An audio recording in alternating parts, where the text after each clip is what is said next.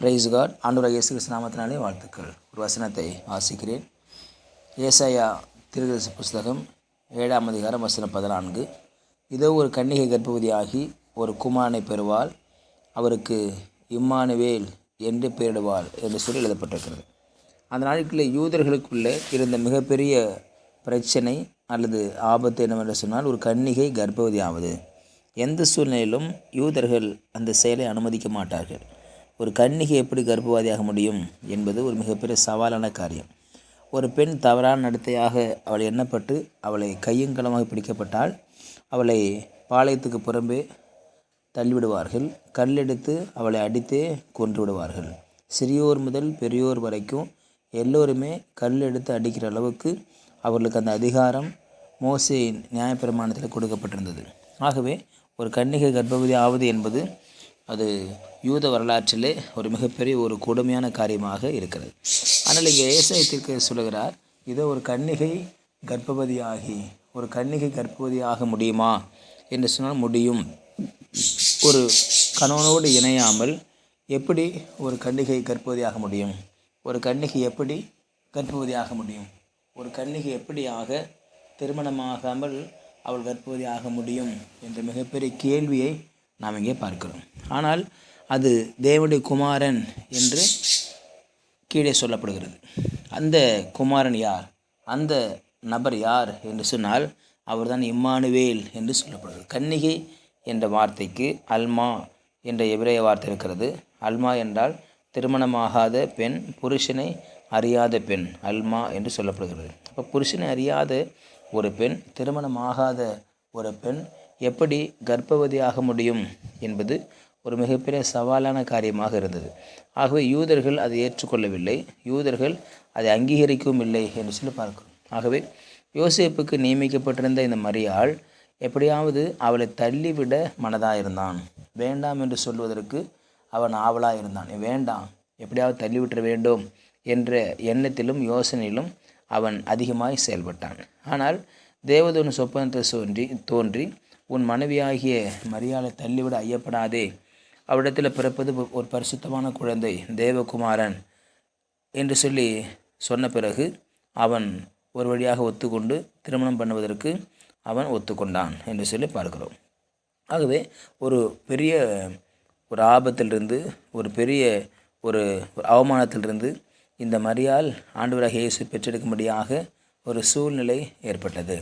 கன்னிகை கர்ப்பவதி ஆகும்படியான ஒரு சூழல், அது எந்த ஒரு பெண்ணுக்கும் ஏற்றுக்கொள்ள முடியாத ஒரு சூழல், ஏற்றுக்கொள்ள முடியாது. திருமணம் என்பது நிச்சயதார்த்தம் ஆன பிறகு திருமணம் ஆகாமதற்கு முன்பதாகவே, இதுதான் முக்கியமான காரியம். அப்போ நிச்சயதார்த்தத்துக்கும் திருமணத்துக்கும் இடையில் கேப் இருக்குது. அந்த இடைப்பட்ட நேரத்திலே இவள் கர்ப்பவதி ஆகிவிடுகிறாள் என்பதுதான் ஒரு முக்கியமான செய்தி. திருமணமான பிறகு மரியாளுக்கும் யோசேப்புக்கும் குழந்தைகள் இருந்தது. ஆனால் திருமணத்திற்கு முன்பதாக, கணவன் மனைவி ஆவதற்கு முன்பதாகவே கன்னிகை கர்ப்பவதியாகிவிட்டாள் என்பதுதான் இங்கே முக்கிய செய்தியாக இருக்கிறது.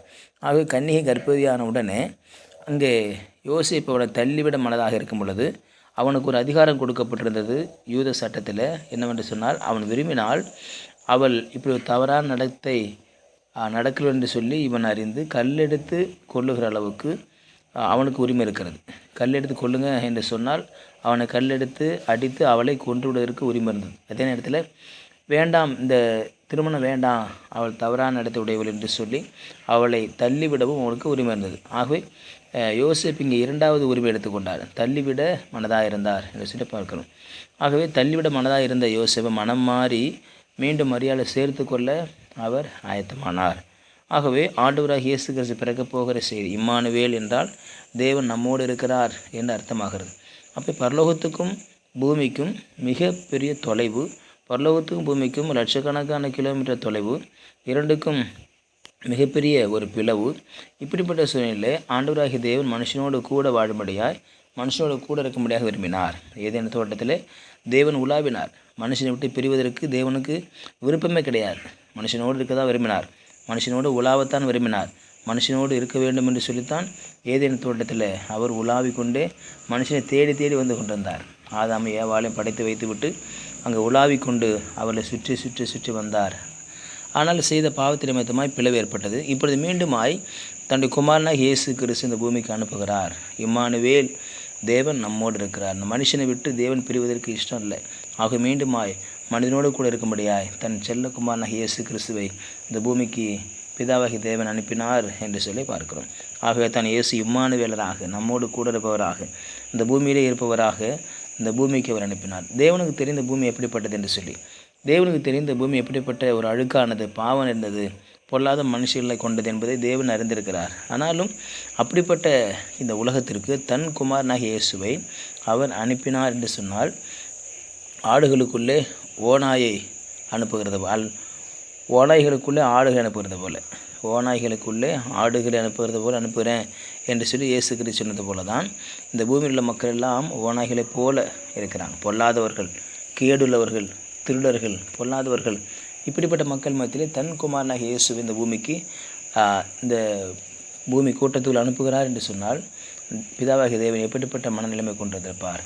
காரணம், மனுக்குலத்தை மீட்டும்படியாக, மனுக்குலத்தை தன் பக்கம் சேர்த்துக்கொள்ளும்படியாக பிதாவாகிய தேவன் இந்த பூமிக்கு அவர் அனுப்பினார் என்று சொல்லி பார்க்கிறோம். ஆகவே அனுப்பின இயேசு இன்றைக்கி நம்மோடு கூட இருக்கிறார். அவர் நம்மை ஆசீர்வதிப்பார். ஜெபிக்கலாம். பரிசுத்த நாளுக்காக ஸ்தோத்திரம். இம்மானுவேலராக இயேசு எங்களோடு கூட இருப்பதற்காக நன்றி. இந்த மாதிரி பிள்ளைகளை கர்த்தர் ஆசீர்வதி. இயேசு நாமத்தில் பிதாவே. ஆமேன், ஆமேன். You will be succeeded.